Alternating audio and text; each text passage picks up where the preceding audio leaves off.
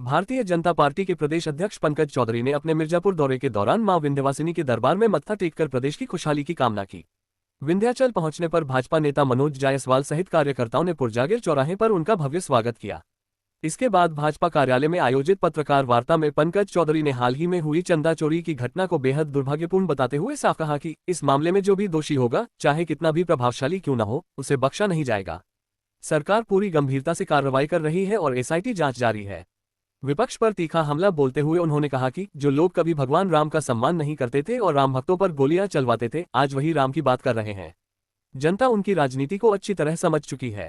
अखिलेश यादव क्या बोलते हैं, राहुल गांधी क्या बोलते हैं, ये उनका विषय है। और अगर आप देखें तो इसके पहले चाहे चुनाव आयोग हो, चाहे कोर्ट के ऊपर भी वो लोग कहीं ना कहीं आरोप प्रत्यारोप करते रहे हैं।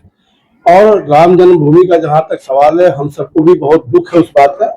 एक खेत का विषय है, एक दुर्भाग्यपूर्ण घटना हो गई है, लेकिन आप इतना विश्वास रखें कि हमारी सरकार, चाहे दिल्ली की हो चाहे उत्तर प्रदेश की सरकार हो, कड़ा से कड़ा स्टेप भी उठा रही है। और निश्चित तौर से मैं आपको बताना चाहता हूँ कि कोई भी दोषी चाहे कितना भी बड़ा होगा, वो बख्शा नहीं जाएगा। जिनको राम से कोई मतलब नहीं है, जो लोग राम के कार्यसेवकों पे गोली चलवाए हैं, जो लोग राम के अस्तित्व को मानने से मना कर दिया, आज उनको राम की चिंता हो गई है। कहीं ना कहीं निश्चित तौर से इस देश की जनता उनके गुमराह में।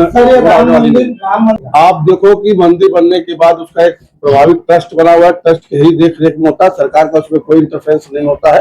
और निश्चित तौर से जो भी ट्रस्ट का हेड है वो भी जवाबदेह होगा, और जो जांच में दोषी पाया जाएगा निश्चित तौर से कड़ी से कड़ी सजा। राम मंदिर और 2027 के विधानसभा चुनाव को लेकर उन्होंने कहा कि भाजपा जनता के बीच केंद्र और प्रदेश सरकार के विकास कार्यों को लेकर जाएगी और तीसरी बार पूर्ण बहुमत की सरकार बनाएगी।